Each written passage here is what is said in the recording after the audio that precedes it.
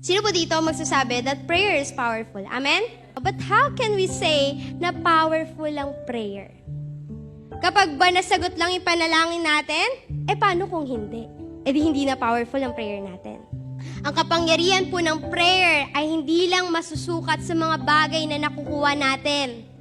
Dahil may iba pang nangyayari when we are devoted in prayer. Masasabi pa rin nating powerful ang prayer kahit hindi tayo answered prayer.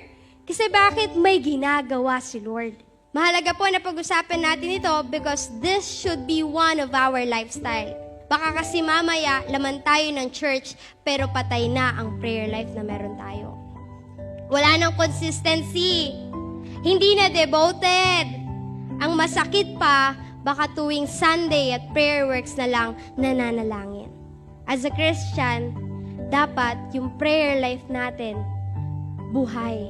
Hindi pwede na everyday nagsisimba tayo pero yung prayer life natin pabagsak ng pabagsak. At kahit na naman po ang maging sitwasyon natin, we have to choose to devote in prayer. Because prayer strengthens us. Alam niyo po, Lyra Blaze, ang charger po natin sa spiritual life natin ay ang prayer. At ang outlet po ay si Lord. Ang source po ng strength po natin. Huwag natin sagarin ang battery natin before tayo mag-charge. Let's pray all the time as this is what the will of God.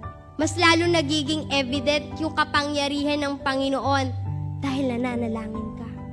Hindi ko alam, baka ngayon, kababalik mo lang. But ang prayer ko sa hapon po na ito, kahit kababalik lang natin, magkaroon tayo ng puso na, Lord,